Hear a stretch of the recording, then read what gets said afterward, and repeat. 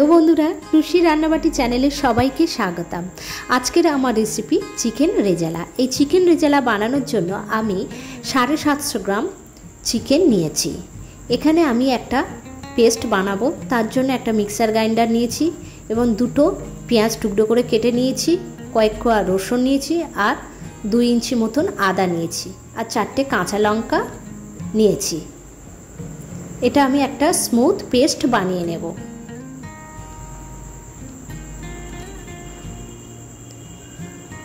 আমার smooth paste বানানো হয়ে গেছে।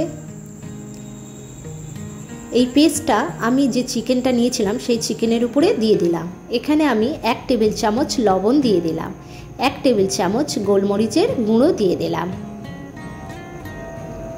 আর 1 বাটি ফ্যাটানো টক দই আমি দিয়ে দিলাম।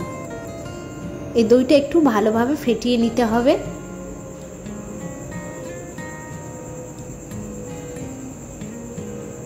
দিয়ে আমি চিকেনগুলো ভালোভাবে মাখিয়ে 2 থেকে 3 ঘন্টার মতন রেস্টে রেখে দেব। এটা পারলে আপনারা ওভারনাইটও রেখে দিতে পারেন ম্যারিনেট করার জন্য।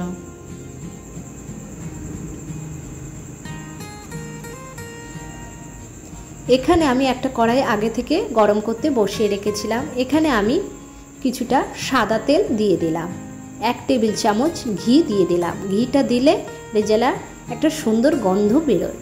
এখানে আমি কয়েকটা মশলা নিয়েছি, যেমন 2টো তেজপাতা, গোলমরিচ, শুকনো লঙ্কা, লবঙ্গ, এলাচ আর জয়িত্রী। এগুলো একটু হালকা করে ভেজে নেব। এবার যে চিকেনটা আমি ম্যারিনেট করে রেখেছিলাম সেই চিকেনগুলো আস্তে আস্তে দিয়ে দেব।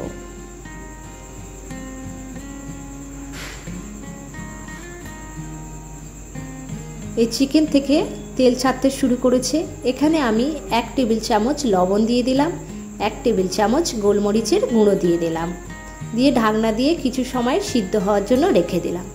এখানে আমি একটা পেস্ট বানাবো, তার জন্য আমি একটা বাটিতে 1 টেবিল চামচ পোস্ত নিলাম আর ছোট একটা বাটিতে ভাঙা কাজু নিয়েছি। এখানে আমি একটু সামান্য জল দিয়ে দিলাম এবং এই জলটা একটু ঈষৎ উষ্ণ জল। এবার একটা মিক্সার গ্রাইন্ডারে ওই যে কাজু এবং পোস্তটা ভিজিয়ে রেখেছিলাম সেটা একটু ছেঁকে নিয়ে ছাঁকনির সাহায্যে আমি মিক্সার গ্রাইন্ডারে দিয়ে দিলাম পেস্ট করার জন্য।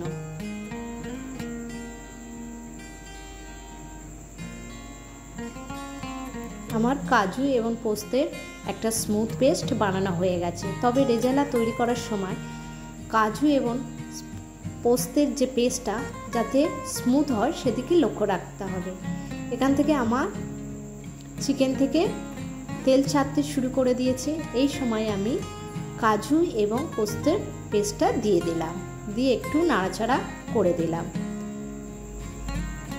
যেহেতু পোস্ত আর কাজুটা আছে এবং কাজু থাকলে তলা ধরে যাবে, এই সময় আঁচটা একটু লোতে রাখতে হবে এবং বারবার নাড়তে হবে। চিকেনগুলো এইভাবে নাড়তে নাড়তে প্রায় সিদ্ধ হয়ে গেছে। যেহেতু আমি এটা 2 থেকে 3 ঘন্টার মতো ম্যারিনেট করে রেখেছিলাম।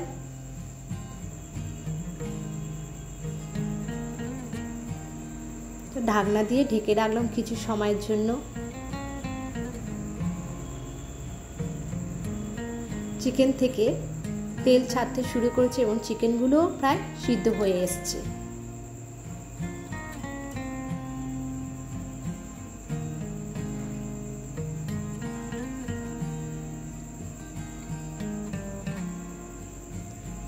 এখানে আমি 1 টেবিল চামচ গোলাপ জল দিয়ে দিলাম আর 1 টেবিল চামচ কেওড়া জল দিয়ে দিলাম।